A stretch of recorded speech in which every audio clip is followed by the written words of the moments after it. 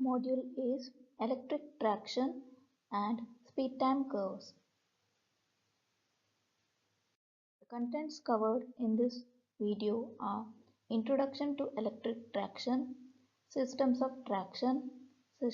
electric traction, and speed time curves for train movement.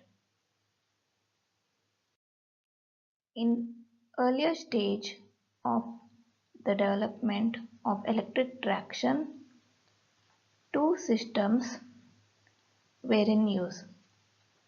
One was DC at 1500 volt or 3000 volt, and the other was single phase AC at 11 kilovolt to 16 kilovolt using low frequency. So the reason for adopting low frequency rather than the 50 Hz standard frequency is because the series wound commutator motor gave satisfactory operation for frequency up to 25 cycles, and hence low frequency was suitable for the hydro generators of the railways, which had to generate their own power because there were no national grids. The frequency used in Europe is 16 2/3 cycles, which is 1/3 of the standard 50 cycle frequency, and it can be easily obtained using rotary converters. In USA, 25 cycles frequency was adopted for traction purpose. The DC series motors, they have ideal characteristics for traction purpose. Earlier, DC motors were in use for tramways, and in the year 1905, due to the better performance of DC series motor, which was due to the introduction of interpoles and adoption of higher voltages with increased spacing of the substation, the traction system became more economical. These two systems, they grew side by side, but the development in converting apparatus like the 50 cycle rotary converters and the mercury arc rectifiers made the application of DC system more efficient and attractive compared to AC system, which did not gain further favor. Also in AC schemes, the advantage is that is conversion of power from one voltage to another conveniently using the static transformers. And the overhead system, it can be supplied at a high voltage, and due to low current, smaller conductor section can be used. Also, spacing of the substation can be large without causing much voltage drop. Next topic is systems of traction. The various systems of traction are discussed below. The first one is direct steam engine system. This system was extensively used for railway works. The power required for the locomotive was supplied by the reciprocating steam engine which was on the locomotive. The advantages of the system are the initial cost is low compared to the other systems, and the haulage capacity is very high when compared with the direct, that is engine driven, and battery operated vehicles. This locomotive, that is the locomotive having reciprocating steam engine or direct steam engine, it is self-contained unit. That means it generates its own power.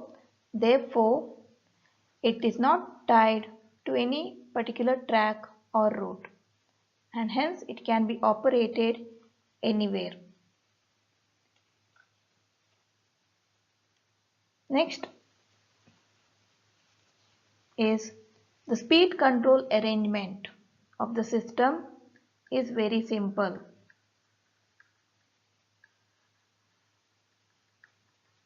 And there will be no interference with the telecommunication networks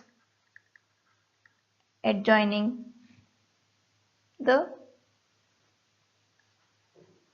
track. The disadvantages are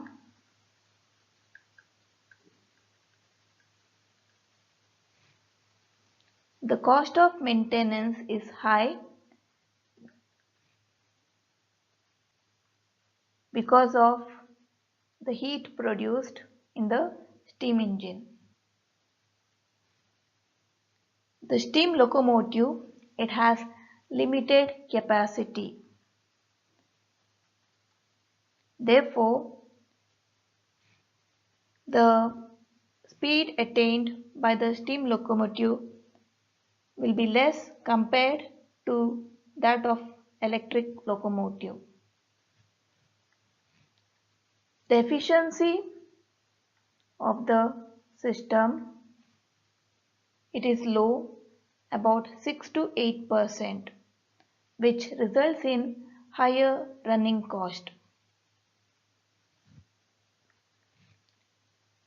This system is not a clear drive because of production of coal, dust and ash.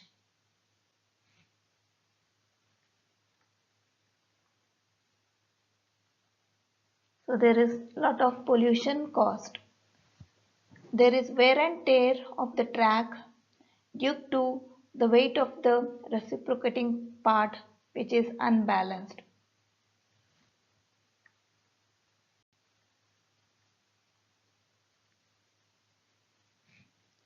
And the steam engine, it needs warming up before it is put into service.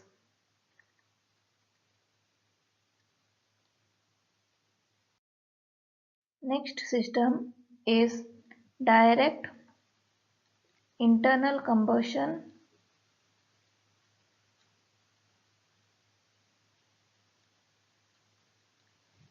engine system.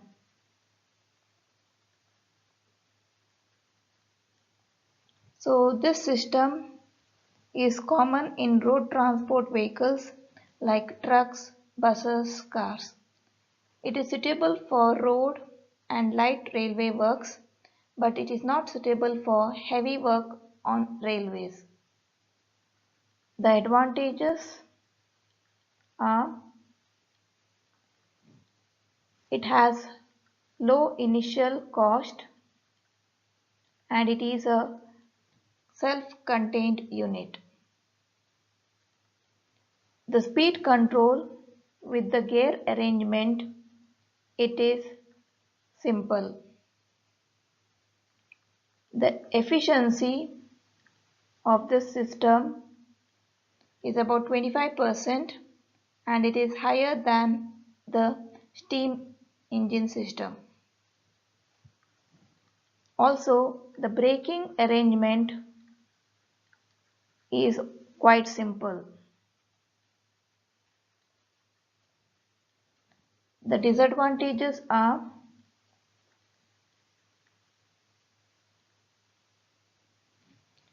the life of the engine is comparatively small due to the heat produced in the engine.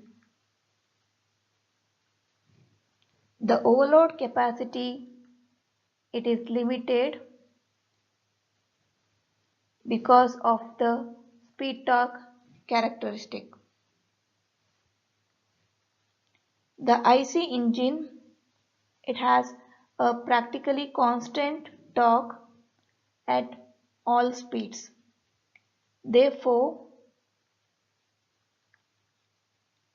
an engine with high starting torque will not be loaded to its full capacity during running. This will require some form of torque converter like gear. The maintenance and running cost is quite high.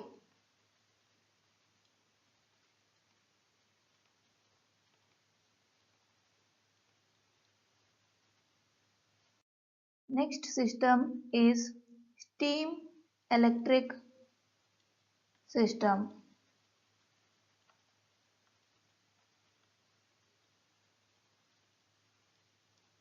So on experimental basis, locomotives have been built in which steam turbine drives the generator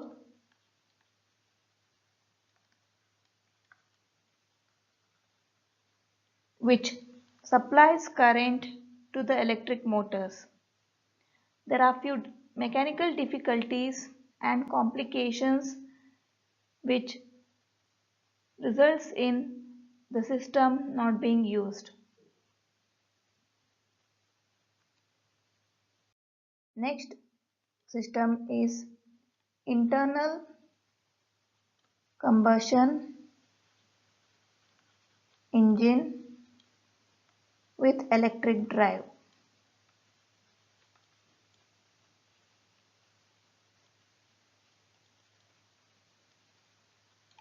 So the internal combustion engine, like the diesel engine, it is coupled to the DC generator which will supply power to the DC traction motors. This is used in the Indian railways. Advantages of this system: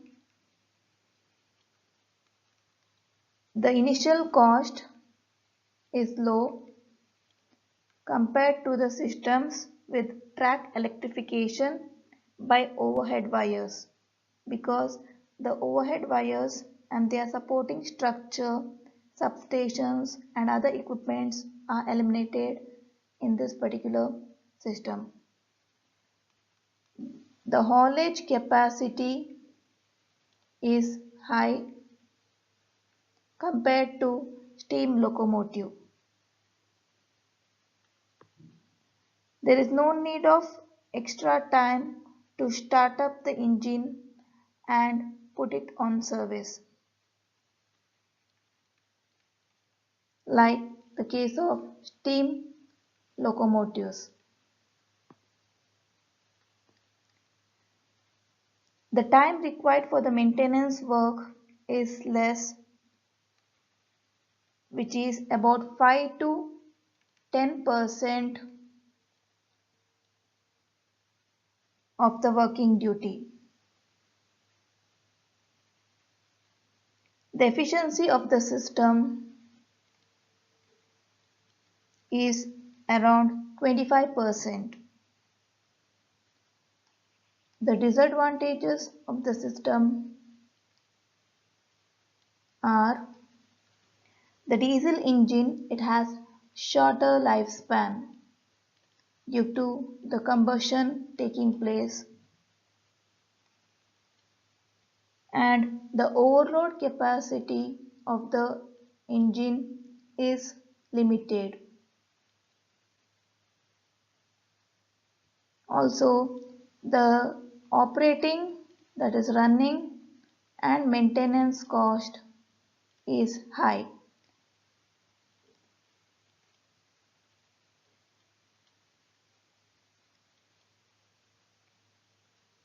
In countries where the diesel is not cheaper, this system will add on to the economy of the country due to the import of diesel oil.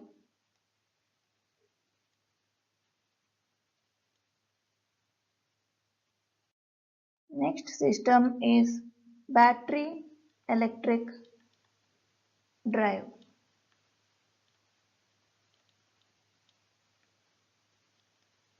So in this, a bank of batteries or DC accumulators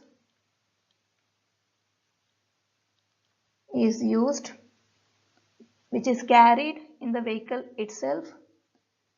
So this bank of batteries will supply power to the DC motor which drives the vehicle. These vehicles are not used for railways, but they find application in mines, factories and ports. The major limitation in this system is the small capacity of the batteries and the need of charging them frequently.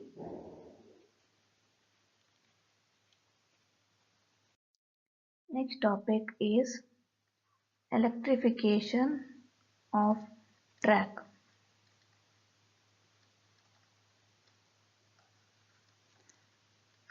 The track electrification means power is supplied to the vehicle from an overhead wire which is suspended above the track.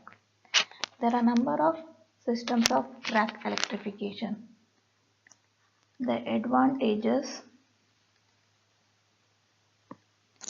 this is the cleanest when compared to other types of traction systems, which makes it an ideal choice for underground railways.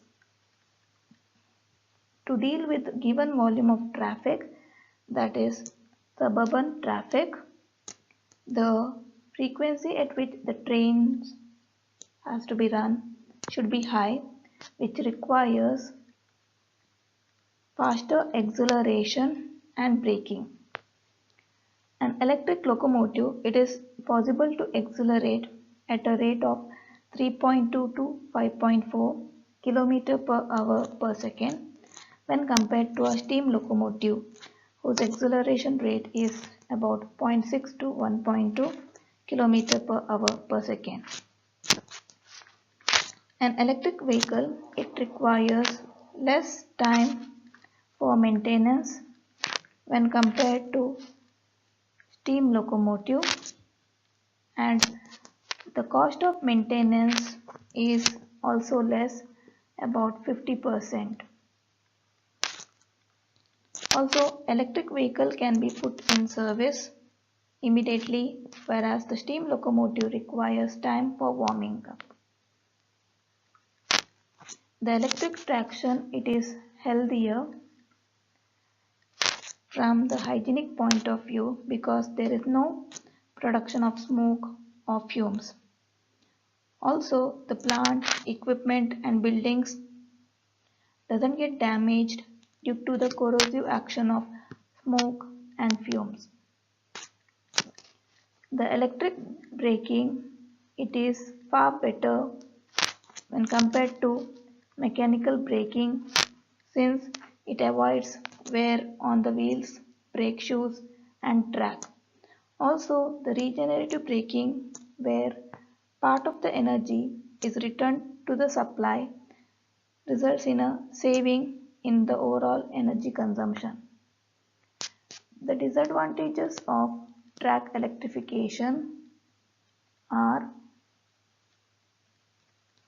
the electric traction, it has high capital cost compared to steam locomotive because of the initial outlay or of conversion from steam to electric traction.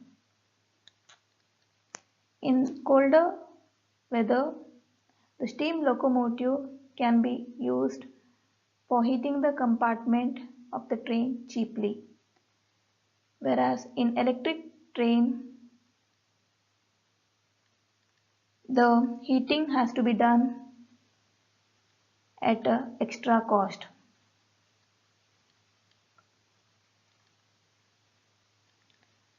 when AC system is used for traction, the communication lines which are running parallel to the track will have interference from the power lines. Therefore, adequate protection should be provided, and also the cost of substations, overhead lines and supports, it can be eliminated in the case of diesel electric traction, but the fuel should be available at a cheaper price to make the system feasible for economic operation. Next topic is system of electric traction.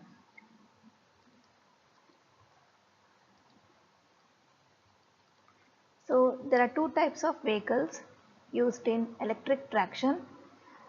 One type is which receive power from the distribution network, and the second type is they generate their own power. So the first type of vehicles utilize AC or DC supply, and the second type examples are diesel electric car or train, petrol electric truck and lorry, and battery driven vehicles. Next topic is speed time curves for train movement. The actual run of a train, it can be graphically represented by speed time curve. So the speed time curve is plot of speed in kilometer per hour with respect to time in second. The speed time curve, it has following parts: acceleration, constant speed of free running, coasting and retardation due to braking. So a typical speed time curve is as shown in the figure. The curve, it is divided into 5 portions.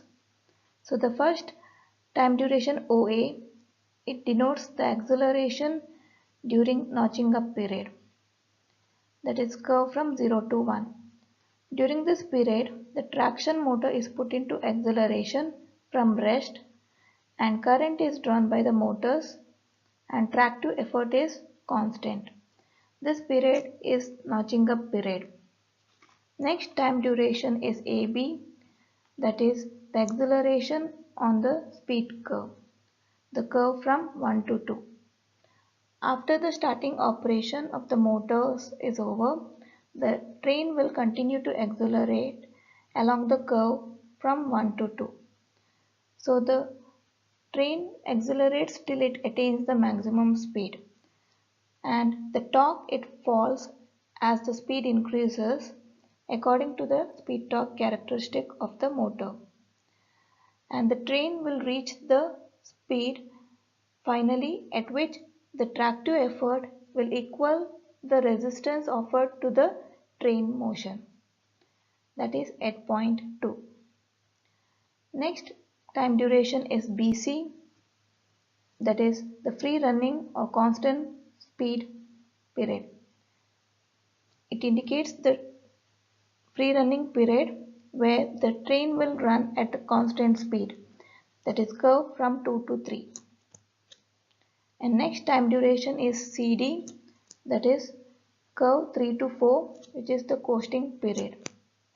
So at point 3 the power is cut off and train runs due to its own kinetic energy, and there is retardation in the speed of the train during the coasting period because of friction offered to the train movement. Next time duration is DE, which is the braking retardation, curve from 4 to 5. So during this period the brakes are applied to bring the train to rest. So there are different speed time curves for the different locomotives. So the different services are city service, where distance between the stops is about 0.5 kilometer. And the speed time curve has the acceleration period, coasting period and braking period. And then we have the suburban service where the distance between stops is 3 to 5 km and the speed time curve has acceleration period, coasting period, braking period. And then we have the mainline service where the distance between stops is greater than 5 km and the speed time curve has acceleration period, free running period, coasting period and braking period. Next is simplified speed time curves.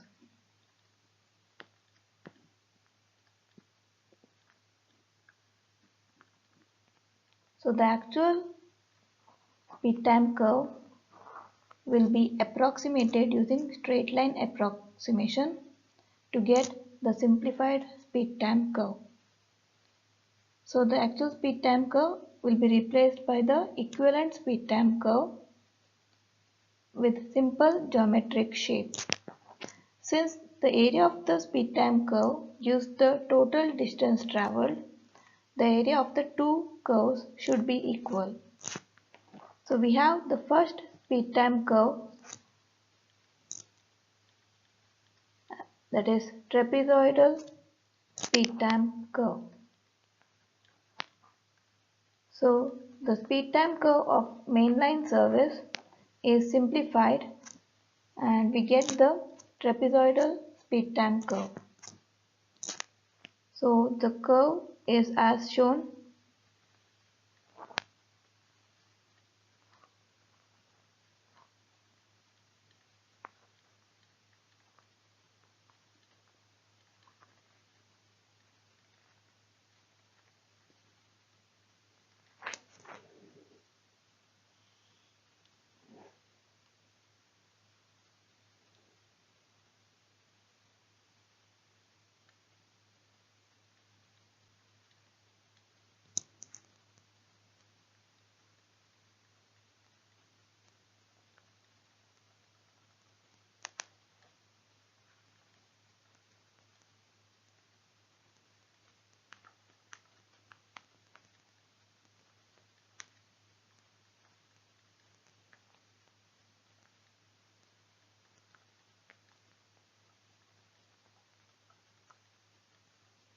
So we have the simplified speed time curve for mainline service, which is trapezoidal speed time curve.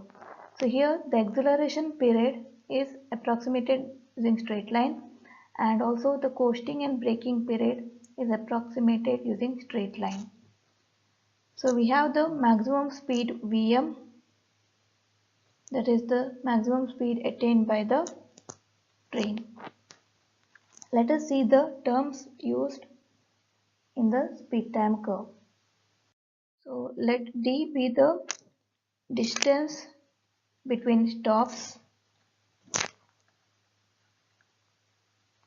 in kilometer, which is actually the distance travelled by the train in kilometer, and t is the actual time of run in seconds. Alpha is the acceleration in kilometer per hour per second. Beta is the retardation in kilometer per hour per second. Vm is the maximum speed which is attained by the train in kilometer per hour. Va is the average speed in kilometer per hour. Va is equal to distance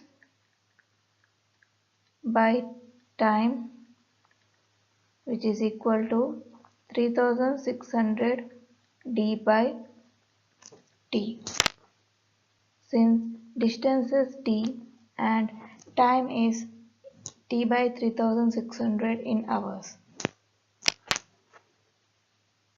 Then we have t1, it is time for acceleration in seconds. It is given by Vm by alpha. T3, it is time for retardation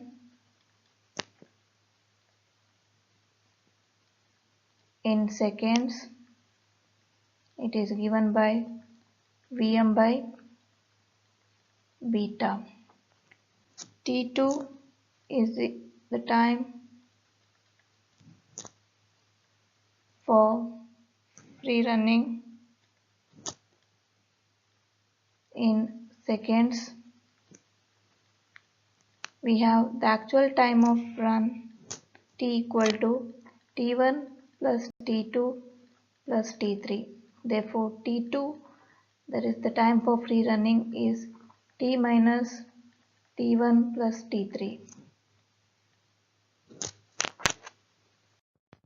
So we have the speed time curve as shown in the figure.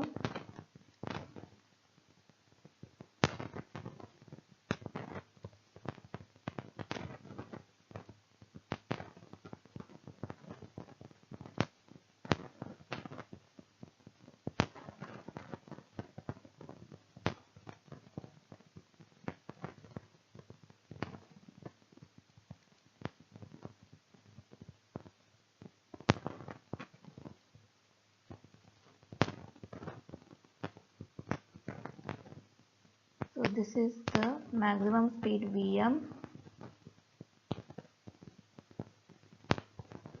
So the area of the trapezium or area under the curve gives the distance traveled or distance between the stops. So D is equal to area of triangle OAF plus area of rectangle ABEF plus area of triangle BCE. So D is given by the equation half Vm into T1 by 3600 plus Vm T2 by 3600 plus half Vm T3 by 3600. So D is equal to half Vm by 3600 into Vm by alpha plus Vm T2 by 3600 plus half Vm by 3600 into Vm by beta, because T1 is equal to Vm by alpha and T3 is equal to Vm by beta. So D is equal to Vm square by 7200 alpha plus Vm by 3600 T2 plus Vm square by 7200 beta. That is D is equal to Vm square by 7200 alpha plus Vm by 3600 into T2 is nothing but T minus T1 plus T3 plus Vm square by 7200 beta. So D is equal to Vm square by 7200 alpha plus Vm T by 3600 minus Vm by 3600 into Vm by alpha minus Vm by 3600 into Vm by beta plus Vm square by 7200 beta, that is D is equal to Vm square by 7200 alpha minus Vm square by 3600 alpha plus Vmt by 3600 plus Vm square by 7200 beta minus Vm square by 3600 beta. So D is equal to Vmt by 3600 minus Vm square by 7200 alpha minus Vm square by 7200 beta. So this is nothing but Vmt by 3600 minus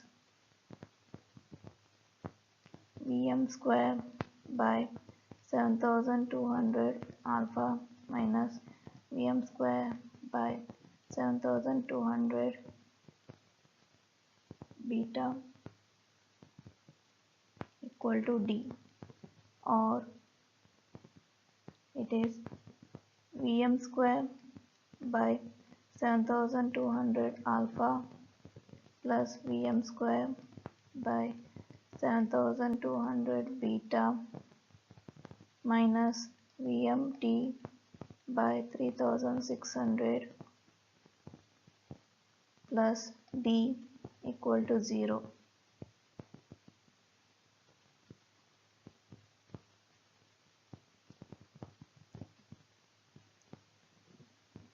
So we get multiplying by 7200 Vm square by alpha plus Vm square by beta minus 2 Vmt plus 7200 D equal to 0. So we get Vm square into 1 by alpha plus 1 by beta minus 2 Vmt plus 7200 D equal to 0. Substitute for 1 by alpha plus 1 by beta by k. So we get Vm square k minus 2 Vmt plus 7200 D equal to 0. So this is a quadratic equation and we get the roots Vm as 2t plus or minus square root of 4t square minus 4k into 7200 D by 2k. So we get the equation for Vm as t by k plus or minus square root of t by k square minus 7200 D by k, where k is 1 by alpha plus 1 by beta. Here the positive sign will not be used since it will give higher value of Vm, which will not be a practical case. Therefore, we get the equation for Vm as t by k minus square root of t by k square minus 7200 D by k. Suppose we have to find alpha and beta if the average speed is given. We have the equation of D as Vmt by 3600 minus Vm square by 7200 alpha minus Vm square by 7200 beta. So we have the equation written as 3600D equal to Vmt minus Vm square by 2 alpha minus Vm square by 2 beta. So we have Vm square by 2 into 1 by alpha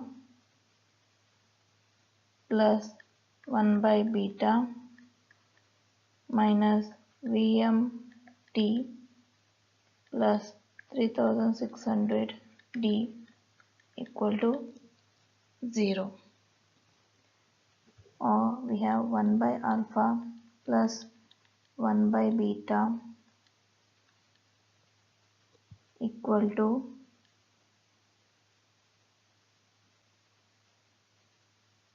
2 Vmt by Vm square minus 7200D by Vm square.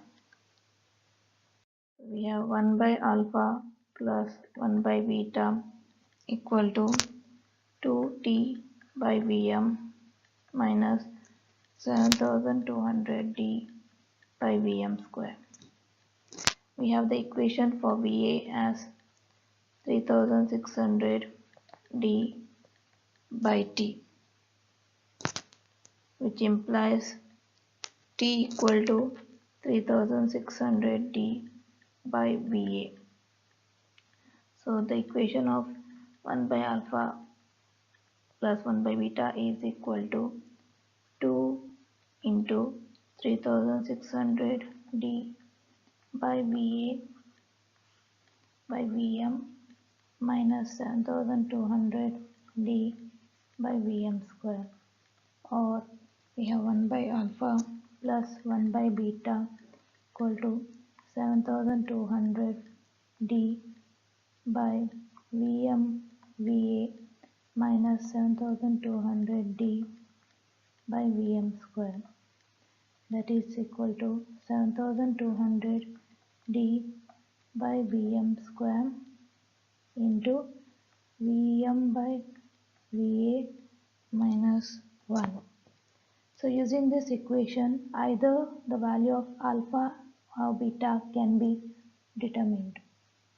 Next speed time curve is quadrilateral speed time curve.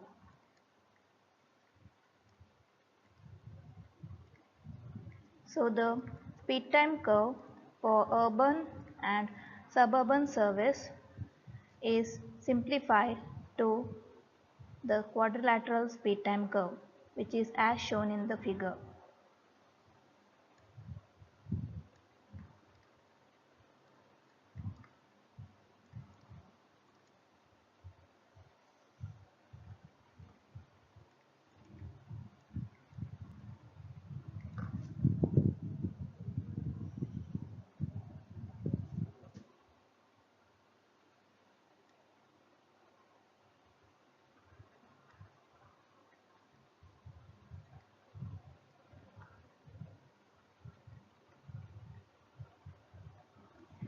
So we have the acceleration period approximated to straight line.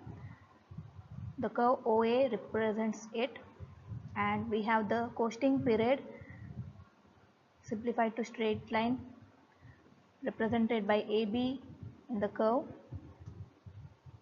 and we have the braking period, which is simplified to straight line approximation BC curve. And the maximum speed of the vehicle is V1, and we have one more speed, that is speed at the end of coasting period, that is V2.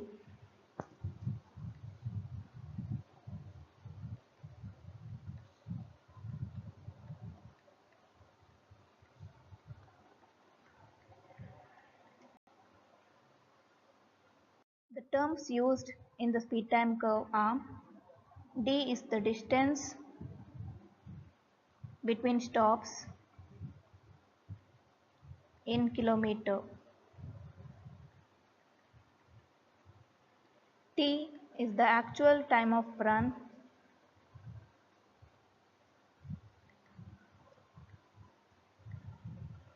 in seconds. Alpha is the acceleration in kilometer per hour per second. Beta C is the coasting retardation in kilometer per hour per second. Beta is the braking retardation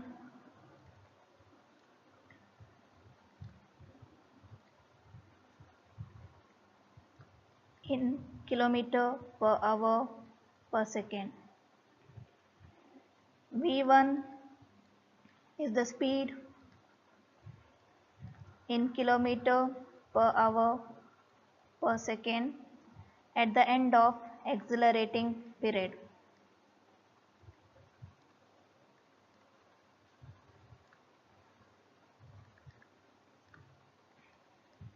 Which is denoted at the point A in the curve. V2 is the speed in kilometer per hour at the end of coasting period.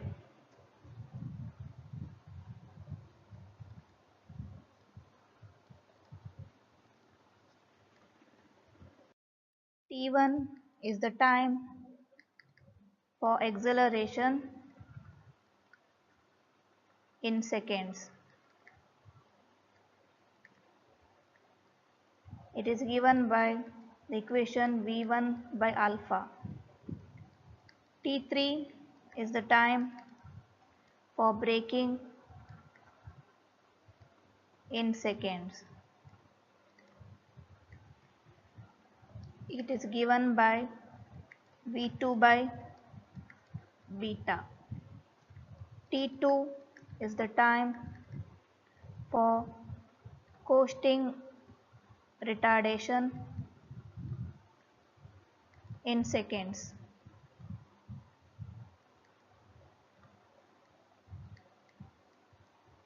It is given by V1 minus V2 by beta C. The total distance travelled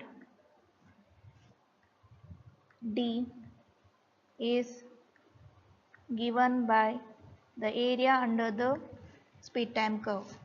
So total distance travelled is equal to area of the quadrilateral OABC.